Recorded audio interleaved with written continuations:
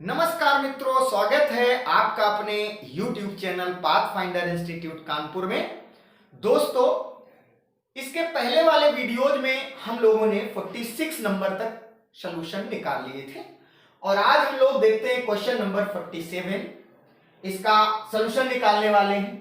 क्या कह रहा है? कह रहा है in the differential equation d cube minus 7d plus 6y equals to e to the power x, then the particular integral. आपको इसका पर्टिकुलर इंटीग्रल निकालना है।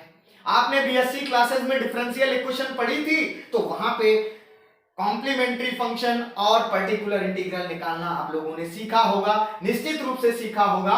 तो देखिए, इसका कॉन्सेप्ट क्या था कि अगर कभी भी r का मान आपके पास e to the power ax हो जाता था, तो pi इज इक्वल्स टू कैसे निकालते थे? 1 अपॉन एफ डी इंटू यहां पे r लिख देते थे और इधर आ जाता था 1 अपॉन एफ ऑफ डी। अगर इस r की वैल्यू हम लोग क्या माने?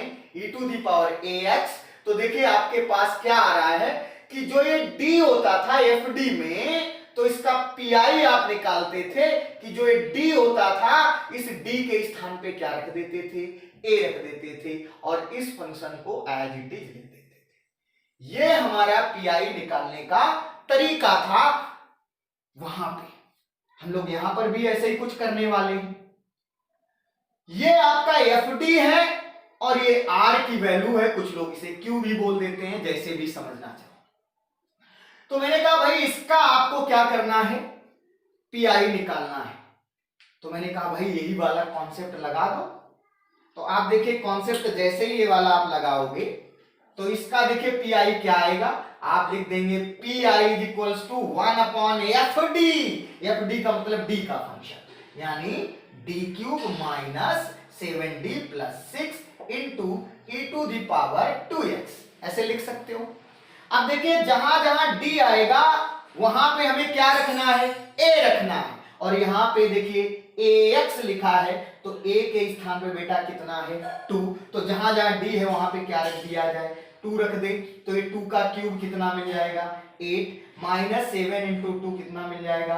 14 प्लस 6। अब आप देख पा रहे हो कि अगर इसको ऐड करें तो नीचे इसके 0 मिल रहा है। अब बहुत सारे लोग सोच रहे होंगे कि ये तो इन्फिनिटी हो जाएगा। नहीं भाई, देखिए अगर ये कभी एफडी 0 हो जाए तो कुछ नहीं करना है। आप ऐसे कॉन्सेप्ट को थोड़ा सा दिमाग से सोचेंगे, क्या करना है? हम इस कॉन्सेप्ट को इंप्रूव करेंगे। क्या कि कभी भी अगर 0 मिल रहा है बेटा, तो आपको करना क्या है? सबसे पहले इसके अंश में यानी न्यूमरेटर में x का गुणा कराओगे और इस वाले जो d वाला फंक्शन है इसे डिफरेंशिएट करोगे। मैंने क्या कहा? इसके न्यूमरेटर में x का गुणा और जो डिनोमिनेटर है उसको डिफरेंशिएट कर दीजिएगा। क्लियर? तो देखिएगा जैसे ही हमने देखा, ये कब लगेगा? जब ये fd 0 हो जाएगा। अब आपका ये fd 0 हो गया, तो मैंने कहा क्या करो भाई, आप ऊपर x का गुणा करा लो और नीचे वाले का डिफरेंशिएशन कर दो। तो कितना मिल जाएगा? 3d स्क्वायर माइनस का 7 और 6 का तो 0 हो जाएगा। और यहां पर तो बेटा वही e की पावर 2x आएगा। अब क्या करने वाले हो? फिर से वही कि जहां d आया है वहां पे क्या रखना है? a रखना है। तो बेटा रख दो। अब क्या मिलेगा? आप बोलेंगे सर जी x और d के स्थान पे 2 रखना है, तो 2 का स्क्वायर 4, 4 3 जा 12, तो ये कितना आएगा? 12 माइनस 7 दैट इज x, और यहां पे e की पावर 2x, यानी क्या मिलेगा? x e की पावर 2x अपॉन 5। अब आप अपने ऑप्शन मैच कराओ, देखिए आपका कौन सा ऑप्शन सही होने वाला है। आप बोलेंगे sir ji B is the right answer. Clear? तो ये था इसका सलूशन। बढ़ जाते हैं आगे वाले क्वेश्चन की ओर। क्वेश्चन नंबर 48 क्या कह रहा है? कह रहा है the radius of the curvature at the point s comma psi on the curvature s equal to c log 6 psi. Point s comma psi पर उसने रेडियस ऑफ कर्वेचर पूछा है। तो रेडियस ऑफ कर्वेचर आप लोगों ने पढ़ा था। क्या पढ़ा था? उसका डायरेक्ट फार्मूला आपने पढ़ा था कि रेडियस ऑफ कर्वेचर रो की वैल्यू बेटा कितनी होती थी? आप सभी लोगों ने बीएससी क्लासेस में पढ़ा था, ds अपॉन डी साइन।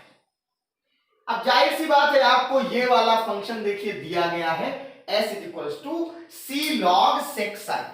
तो अब इसको आप ऐसे करके लिख दो और लॉग सेक साई इसका डायरेक्ट डिफरेंशिएशन कर दें साई के रिस्पेक्ट में, तो ds अपॉन डी साई कितना आएगा, ये c तो कांस्टेंट रहेगा। अब लॉग सेक साई को t मानना पड़ेगा, चैन रूल लगेगा, तो log t 1 अपॉन टी, यानी ये आ जाएगा सेक साई, और सेक का करोगे तो क्या मिलेगा, सेक साई tan साई। डिफरेंशिएशन सभी को आता होगा। आपने क्या किया, चैन रूल लगा दिया, log सेक साई को t माना, तो log t 1 अपॉन टी मतलब c अपॉन सेक साई, और सेक साई का फिर से करो तो क्या मिलेगा, सेक साई tan साई। अब ये sec psi cancel out, ds upon d psi किसके इक्वल हो जाएगा, रो के, और ये बराबर देखिए क्या हो जाएगा, c tan Sai. Clear, okay. देखिएगा कौन सा ऑप्शन सही होने वाला है, बोलिए। आप कह देंगे सर जी हमारे पास d is the right. Clear, तो ये था आपका 48 नंबर क्वेश्चंस, आपके लिए इंपॉर्टेंट हो सकता है। तो मिलते हैं इसके आगे वाली सीरीज में। नमस्कार, बाय बाय।